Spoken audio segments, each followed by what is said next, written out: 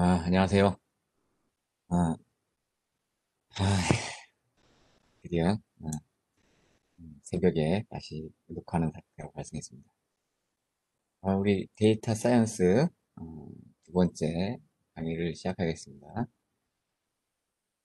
사실 이런 일이 없었는데, 한 번도 없었는데, 이번에 화요일 날 저녁 때 증설을 했답니다. 시스코에서 웹엑스를 증설했는데, 그때 저 말고도 다른 교수님 몇 분이 녹화를 하다가 데이터가 날아갔다고 합니다. 그래서 뭐 못 찬다니까 어떻게 다시 똑같은 걸 다시 해야죠. 어쨌든 집에도 못 가고 12시 18분인데 네, 조금 짧게 할게요. 30분만 할게요. 어 저기 데이터나 데이터 과학을 전략적 자산으로 인식할 수 있느냐의 문제가 사실은 어마어마한 일을 했죠. 이건 빅데이터에서 거의 교과서처럼 나오는 얘기인데 음,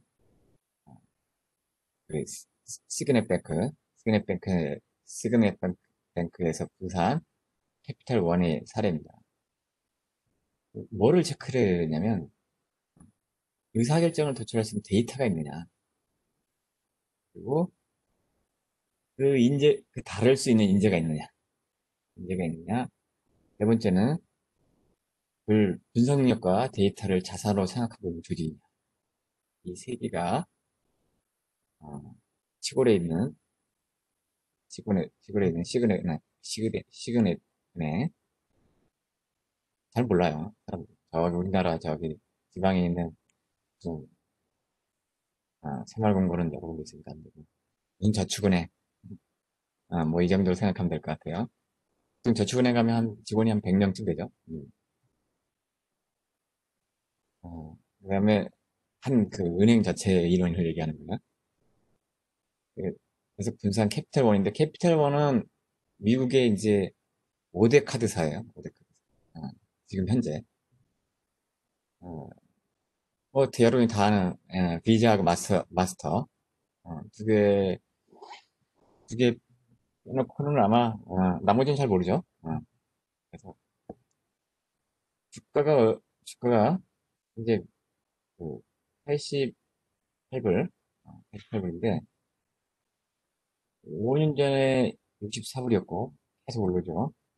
10년 전에도 한 40불이었는데 이게 계속 올라가다가 100불을 넘었었는데 올해 코로나 때문에 문박쳤죠. 코로나 때문에 그래도 영향을 많이 받았죠.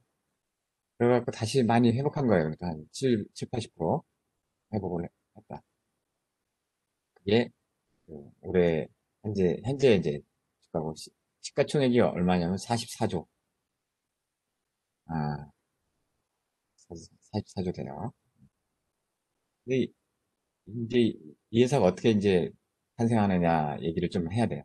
이건 아주 재밌기도 하고 중요한 사례가 되기도 하고 그렇습니다.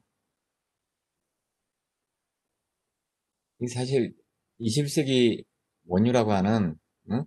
4차 산업혁명의 원유라고 불리는 데이터를 안고 발휘한 거죠. 이, 이 처음에 그 창시가 누구냐면 그 우리 원래 캐피탈원 창시자는 누구냐면 리차드 페어뱅크하고 나이젤 모리스라는 두 사람이에요. 이 사람이 뭐 처음부터 이 회사에 있었냐면 그게 아니고 경영 컨설턴트였어요. 그두 사람이. 근데 이제 보니까 신용카드를 소집단으로 세분화해서 이제 이자율과 계약 조건, 수수료 이런 거를 잘 판매하면 굉장히 많은 고객을 끌어올 거라고 확신을 가졌죠.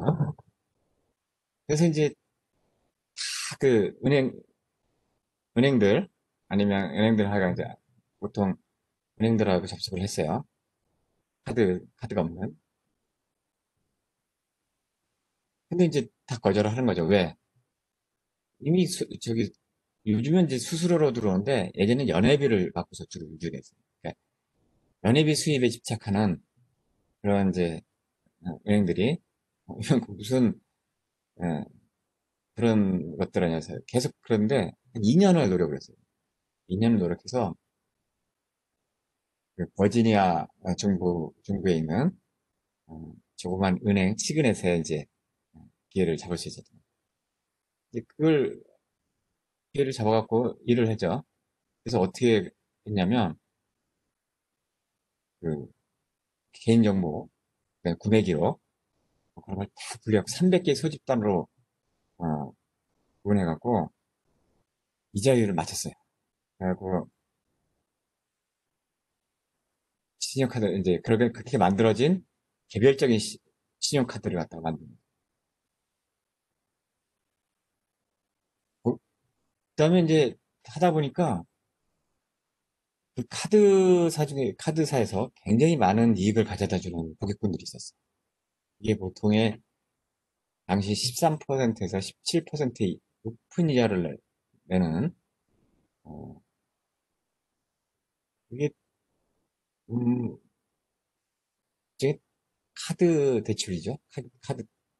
단기 대출. 현금 서비스인데. 근데 13%, 17%면 우리나라도 당, 지금 정도도 그렇고요. 지금 정도가 이 정도고. 당시는 우리는 이제 훨씬 더 높았죠. 그 미국은 그때도 이미 이자율이 굉장히 낮았기 때문에, 어, 우리 그 13%이 정도는 우리나라 그 당시는 대출하면 은행이 내는, 연이자가 이 정도 됐어요. 우리 정말로 그 이자율이 높아서. 음, 은행에 맡겨도 한 10%가 나오고, 대출을 하면 그거보다 좀 높은 형태고, 실제로 뭐 카드론이 거의 20%? 아주 옛날 얘기니까, 그 1990년대 정도, 그러니까 한 30년 전의 얘기니까 17%는 이제 우리나라에서는 안 비싸지만 그 미국에서 굉장히 비싼 정도였는데 그러니까 굉장히 많은 수익을 갖다 주는 고객들이었는데 결국은 이 사람들이 한 번도 연체도 않고 꼬박꼬박 잘 내는 거예요. 그래서 이 사람들을 딱 고객 어떻게 했냐면 이자율이 굉장히 낮은 카드를 만들어준 거죠.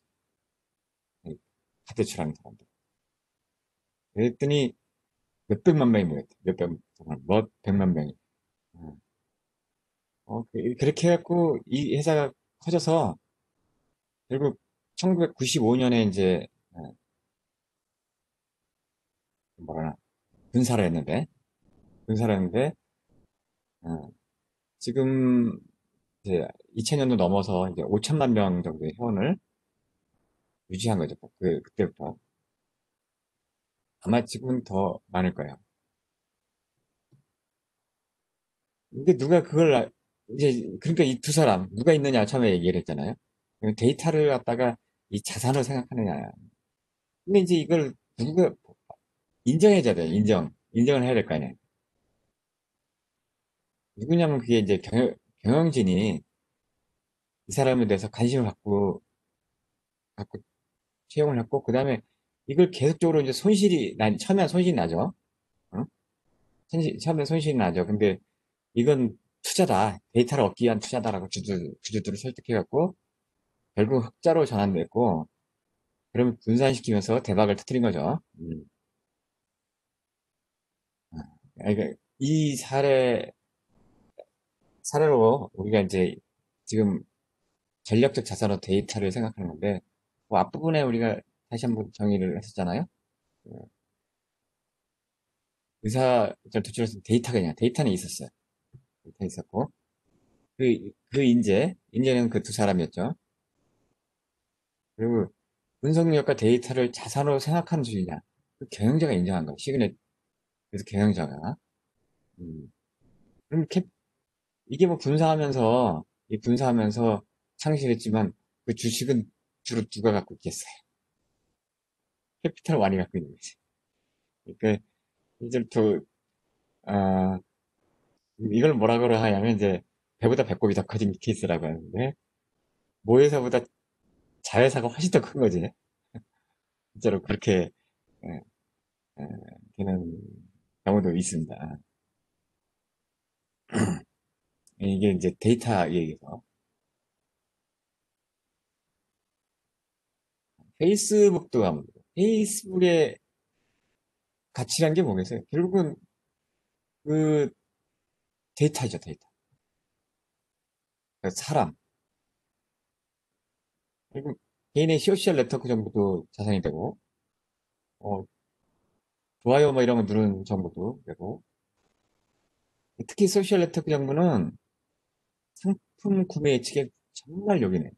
그리고 끼리끼리 친구들이 되거든. 끼리끼리 친구들이 되고, 좋아하는 것, 좋아하는, 산좋아하는 사람들이 산의 친구들이 되고, 어? 뭐, 정치 성향 같은 사람들이 또 같은 저기도 보고, 뭐, 그런 거 있잖아. 쇼핑 좋아하는 사람들이 또 관심 있는 그림들이 되고, 그것들이 그룹이 되고, 요즘 그룹으로 활용하죠. 그래서 데이터를 활용하기 위한 데이터 과학 전략이 필요하죠. 페이스북. 근데 이미 하고 있죠. 어, 음, 그 중에서도 그, 뭐지? 어, 이름이 생각이 안 나는데, 타이성. 아니, 타이성이 아니라, 구글에서 한 텐서플로우라는 인공지능 환경을 대응하기 위해서 무슨 터치? 하이터치인가? 하이터치인가? 그걸 만들어서 올렸어요. 근데 그게 너무 그 쉬워. 사람들한테 훨씬 쓰기 쉬워. 근데 이제 데이터나 뭐 소위 말해서 갖다 쓸 수 있는 다양한 라이브러리들은 그런 것들은 이제 어, 텐서플로우가 활동이 많은데 텐서플로우가 활동이 많은데도 불구하고 이제 파이터치를 많이 굉장히 후발주자인데 사람들이 자꾸 이제 와서 해요. 왜냐면 처음 가는 사람들이 너무 쓰기 쉬우니까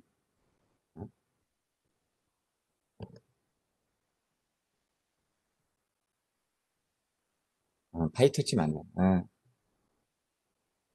파이썬 기반의 오픈소스 머신러닝 라이브러리 뭐 이렇게 페이스북에서 만든 건데 처음엔 에러도 좀 많았지만 어쨌든 훨씬 어, 익히기가 쉽다.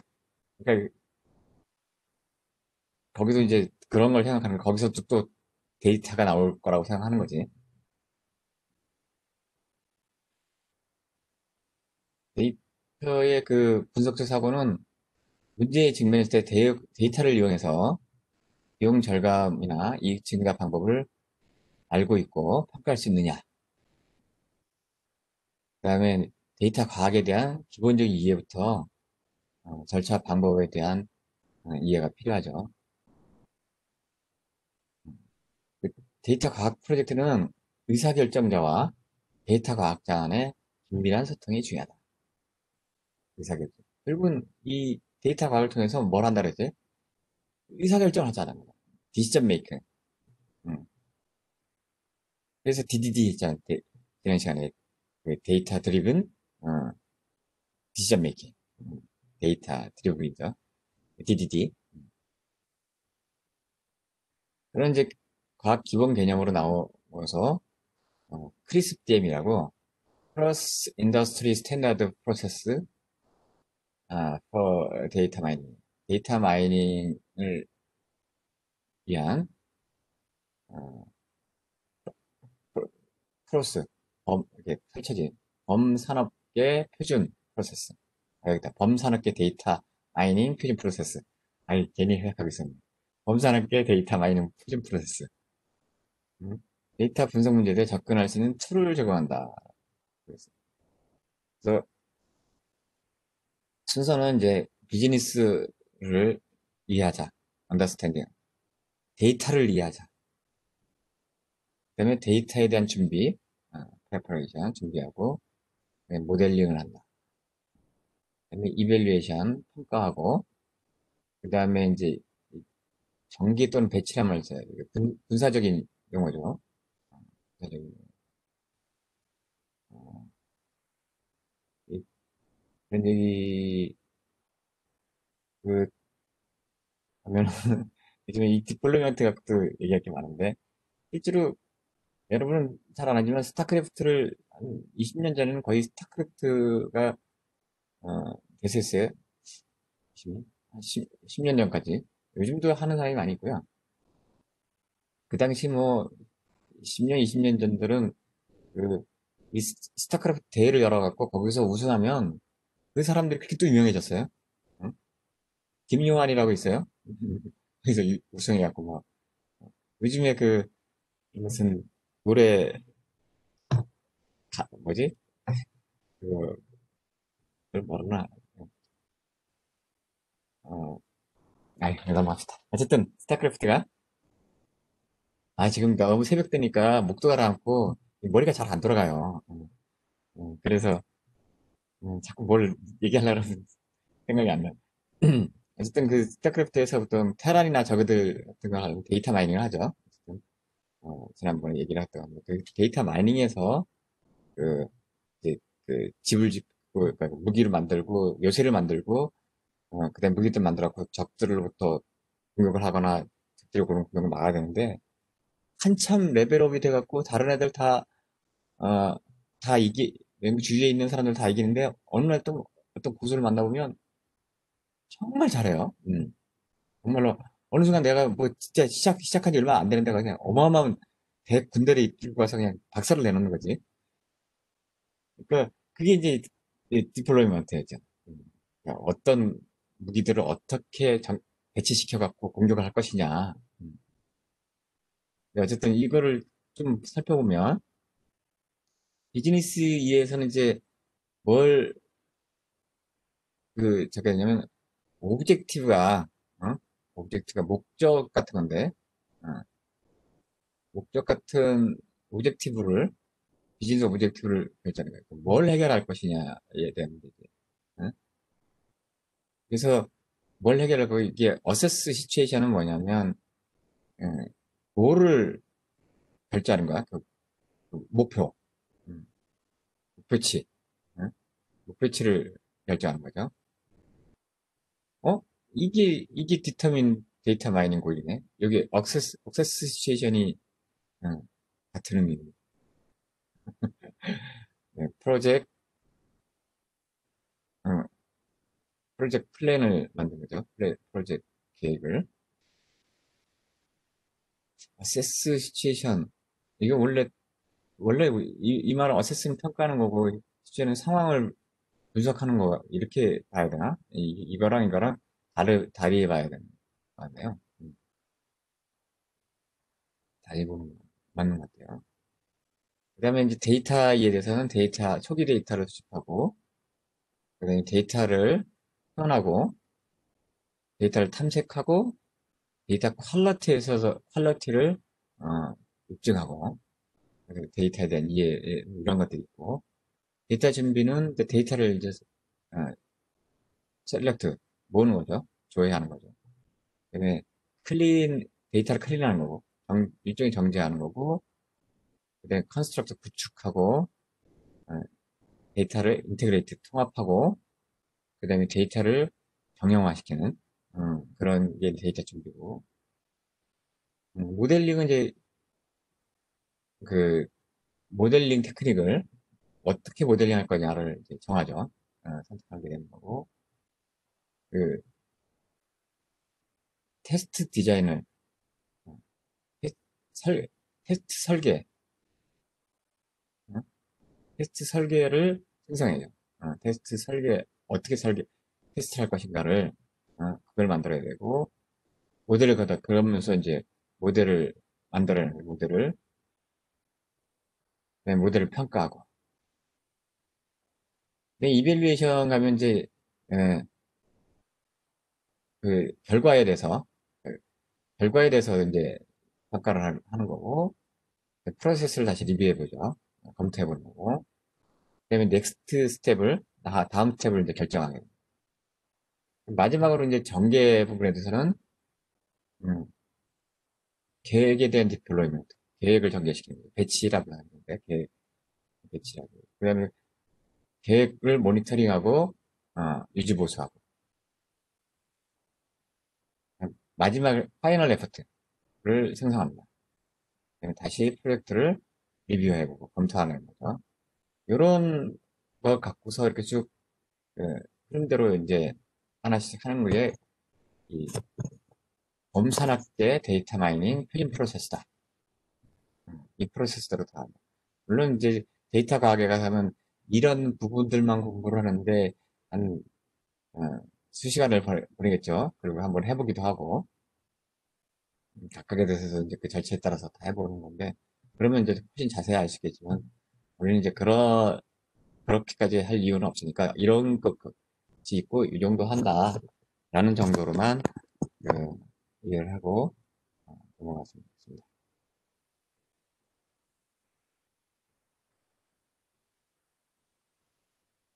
이 사진이 자꾸 없어져. 왜 없어지지? 이렇게 누르니까 다시 사진이 생기고. 그건 뭐지? 어딘가 있을 거예요. 나중에는. 음.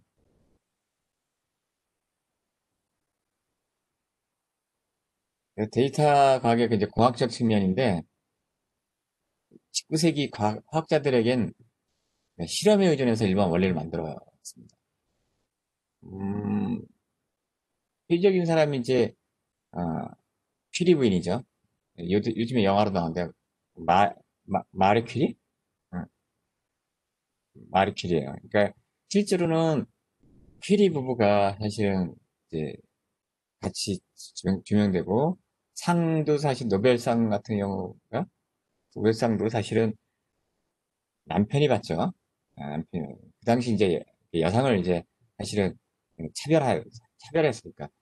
실제로 그 여성이 그 투표권을 가진 지가 얼마 안 돼요. 유럽의 경우에도. 문제가 훨씬 빨리 왔다는 얘기고. 그러니까 그전에는 그러니까 상을 갖다가 실제로는 다, 필리 부인이, 다 했는데, 결국은 남편이 맞죠. 그래서 나중에 같이 받는 거로 해서, 어, 대신에 참석은 남편만 하고. 어쨌든 그런 영화인데, 그 영화를 얘기하는 게 아니라, 이제, 그 실험하는, 무수히 많은 실험하는 장면이 나오기도 하고, 결국은 그런 실험들에서 이제 원리를 만들어낸 거죠. 사실은 라딤을 발견했죠. 그 키리 부인이. 근데 지금 우리는 이제 데이터 과학자들이니까 이제 우리도 이제 실험하기 위한 도구가 이제 그 프로그래밍 언어도 있고 이 빅데이터에서는 하드 같은 거. 그리고 데이터 마이닝 기법으로 랜덤 포레스트나 서포트 벡터 머신, 추천 시스템, 그리고 위치 최적화 등이 있습니다.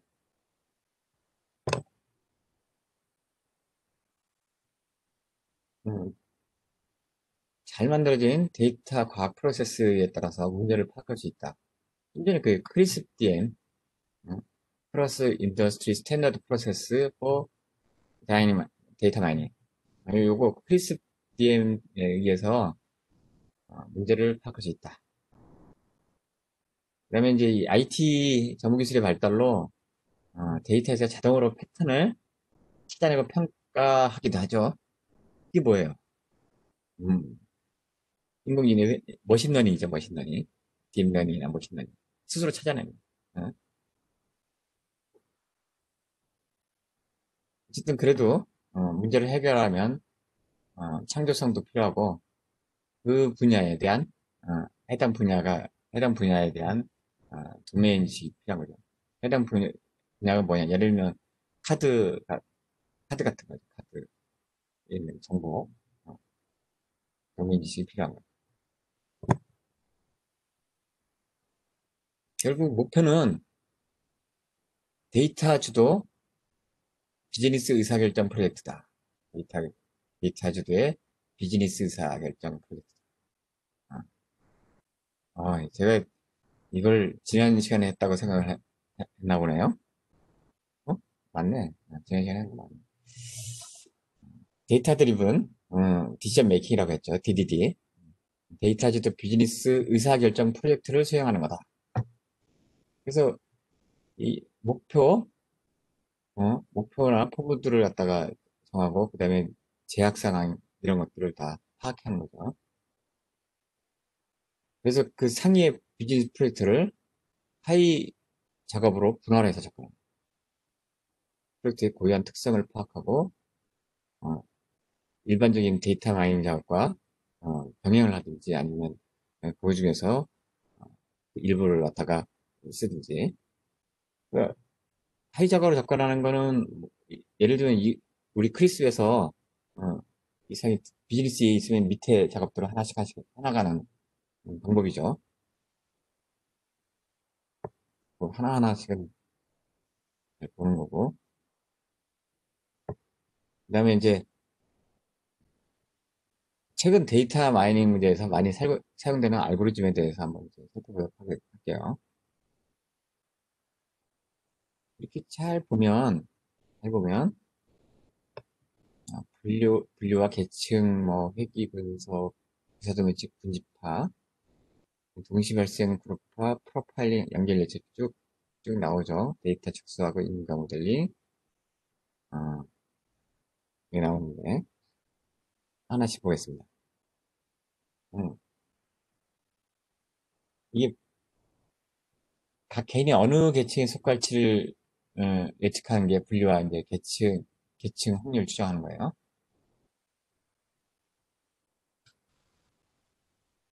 그, 예를 들면 메가텔 모델, 뭐 메가텔 고객 중에서 마케팅 제안을 받아들일 사람은 누굴까? 메가텔을 꼭 얘기 안 해도 우린 SK나 KT, LG 플러스 이거 다 있죠. 그런 회계 회사도 동일한 고민을 항상 하고 있는 거고. 그래서 너 안 받고 여기 머무르면 어떤 혜택을 줄래라고 하고 계속 그런 작업을 계속 하죠.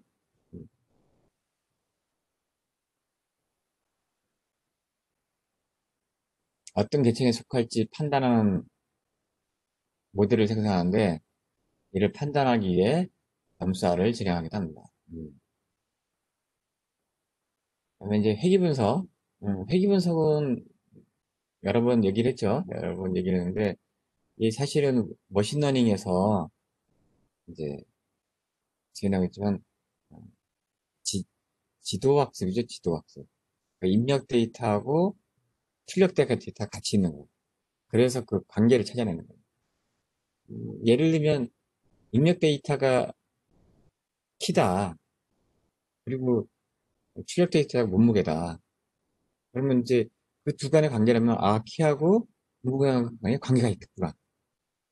실제로 밀접하게 관계가 있어요. 왜 관계 있는지는 여러분이 예, 잘 모르겠지만 남성은 솔직히 말해서 60 이하면은 굉장히 그러니까 제 키에 이 60 이하면 굉장히 날씬한 거죠. 80에 60은 사람이 아니에요. 80은 거의 80이야. 몸이 저기 몸무게가. 예. 근데 그 여성들은 실제로 50 보통 이렇게 나가잖아. 50 이게 60이 넘기가 쉽지가 않잖아요. 굉장히 많이 살죠. 그건 뭐냐면 사실은 키가 굉장히 많은 걸 알아요. 키를 크다는 얘기는 사실은 뼈 무게가 많이 나간다는 거죠. 예, 우리 몸에서 가장 무게를 차지하는 게 뼈 무게이기 때문에 키가 결정에서 가장 크다. 그래서 이제 그런 그 입력 데이터 보고 입력 데이터가 출력 데이터를 보고서 관계를 찾아내는 거죠. 관계라는 게 이제 키가 크면 어느 정도의 영향을 미치냐. 그러니까 크기 분석이 이제 그 데이터 하나일 때는 2차원 직선이 나올 수도 있죠. 어, 그래서 y는 뭐 ax 플러스 b 이런 형태가 나오고 x가 뭐냐면 키고 y가 몸무게죠. 그 몸무게 값은 그러면 어떻게 예측하냐면 a하고 b를 구하면 되죠. 그럼 데이터 많으면 할 수 있잖아요. 맞아요. 그러면 그 a 값이 이제 두 1보다는 커지지는 않을 것 같아. 네, 그러니까 영향도가 그렇게 미치지 않을 거고 b는 뭐냐면 음, B는,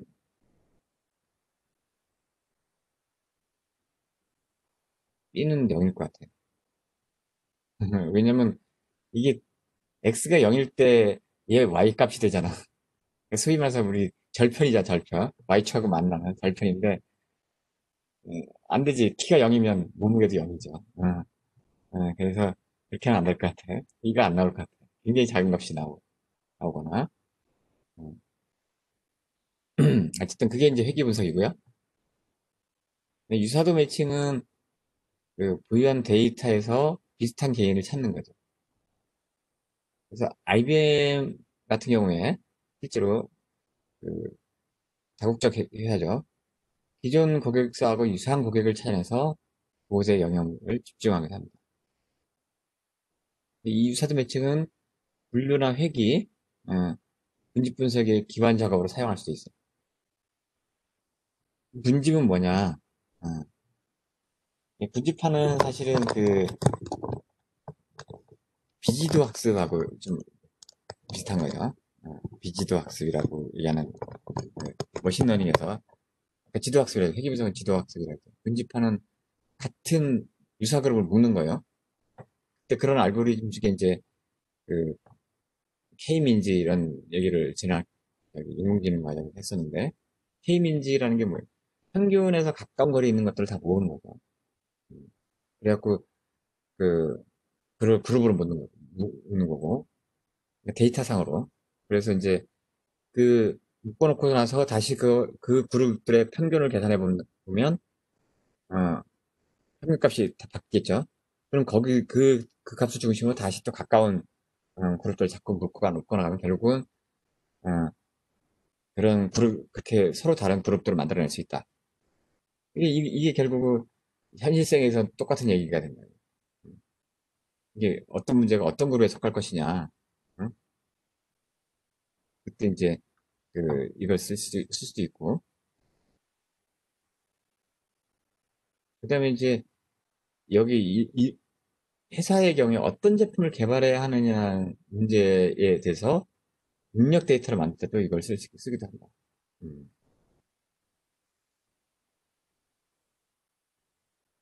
그다음에 동시 발생 그룹화, 장바구니 분석이라든지 연관성 규칙을 발견해서 빈발 항목 집단 마이닝으로 알려져 있다. 우리 그 장바구니에 담잖아요. 근데 장바구니에 담는 거 보니까 보통 되게 그 집행하는 게 일정하죠. 특별한 걸 자기가 사는 게 정해져 있는 거지. 자주 사는 거라든지. 그래서 이걸 이제 빈바람 자주 발생하는 집단 마이닝이다. 그래서 내가 보통의 상품을 검색을 하려면 다른 고객들이 본 거, 같이 이거랑 같이 본 것들 막 보여주기도 하고, 그 다음에 음, 추천하고 추천되는 것들 이렇게 막 옆에 오기도 하고, 그렇죠. 그 다음에 이제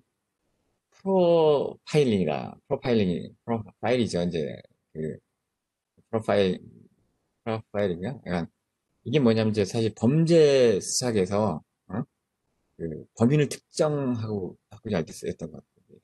그러니까 예를 들면 이게 범죄 현장을 딱 보고 이렇게 몇 개 이렇게 구분해 보면 아 이건 범인은 50대 남자야? 딱 이렇게 구분을 딱 해버린다. 뭐냐면 특징들 딱 나오니까. 예, 결국 이것도 우리가 구분에 똑같은 거죠. 개인이나 집단 전체에 대한 일반적인 행위 특징을 추출하는 거죠. 이 그룹의 고객은 핸드폰을 얼마나 사용하는가.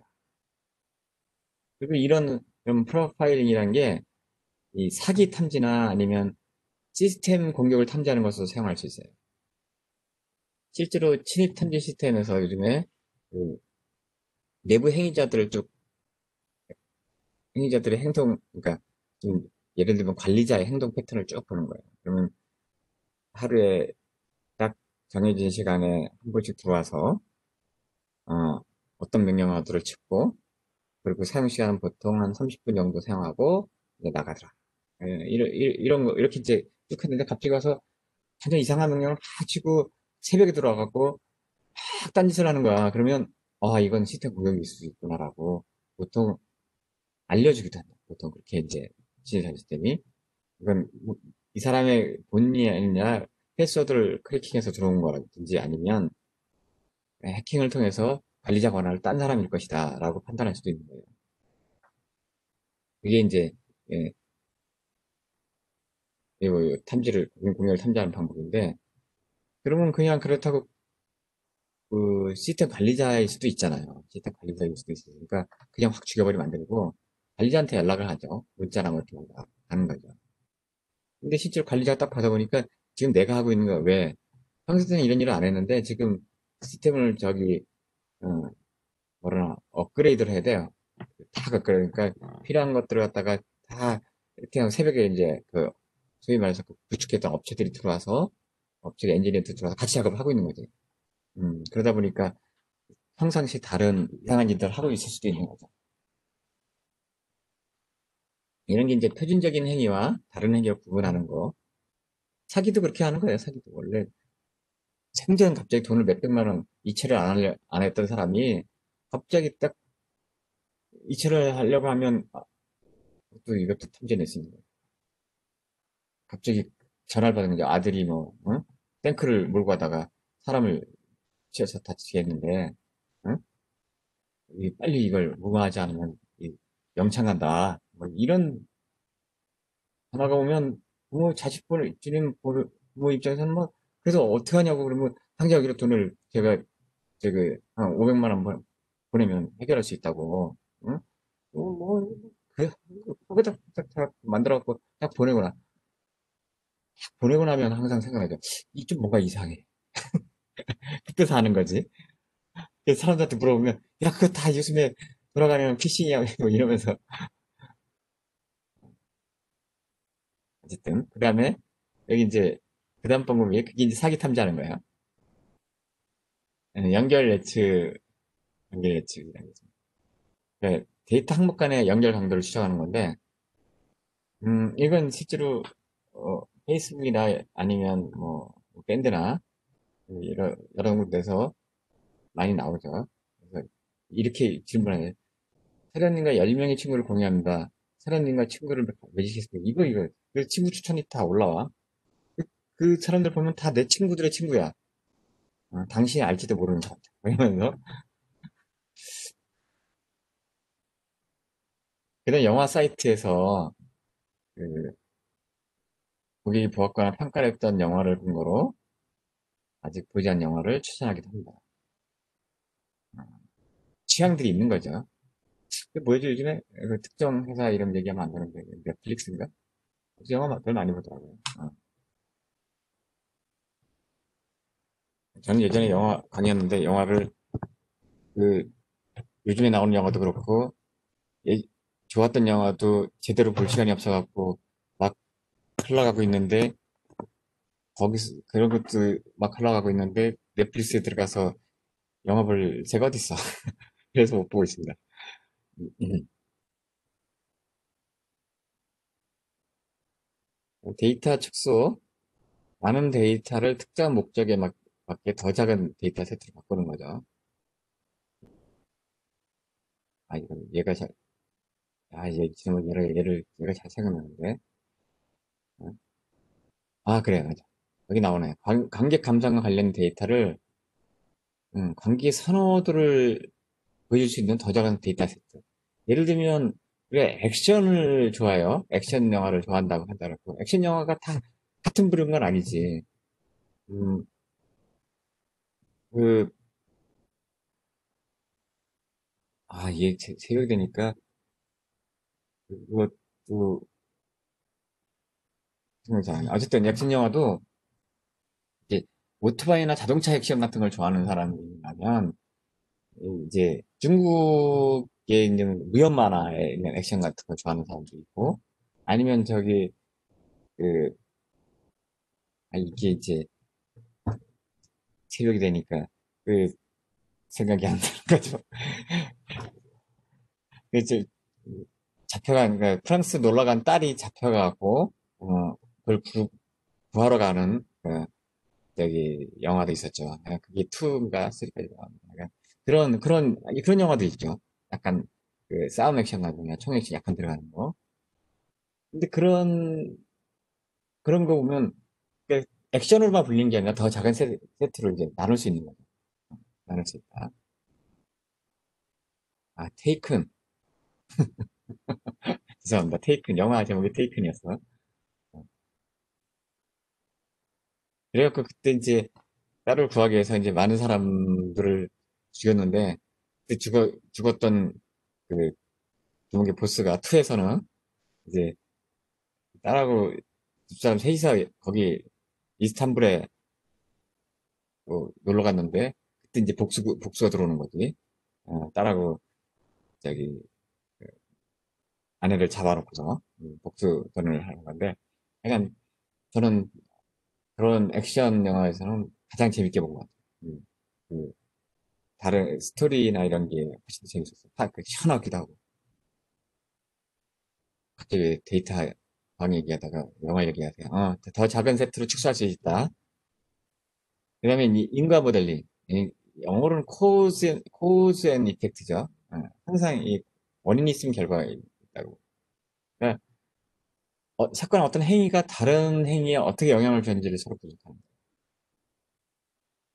그래서 이런 매치 모델이 나오면 고객에게 타깃 광고를 먼저 해봐요. 어, 그런 다음에 이제 인과 모델을 어떻게 좀, 그 광고를 봤는데 이 사람이 구매를 이어졌느냐, 아니면 뭐, 어떤, 어쨌든 그런 거를 파악해보는. 근데 이거는 인과관계를, 관찰 데이터에서 인과관계를 이끌어내기 위한 정교한 방법이나, 데이터가 필요한 것 같아요. 제가 솔직히 짧게 안 하려고 했는데, 어, 짧게 했어. 아니, 길게 했어. 여기서부터는 감독 방법에 대해서는 다음 시간에 마저 할게요. 여기서 여기까지 하는 거로. 이제 목도 잠기고, 피곤도 하고, 이제, 눈도 감기고, 새벽 1시입니다. 40분이나 했네요. 일단, 음, 이건 저의 실수가 아니고, 이, 뭐지, 약간 시스템이 증사하면서 생긴 오류로 인해서, 제가 이 고생을 했는데, 그때는 1시간 넘게 녹화를 했었는데, 여기보다 더 했죠. 여기까지만 하고, 다음에 뵙겠습니다. 끝. 녹화 중지.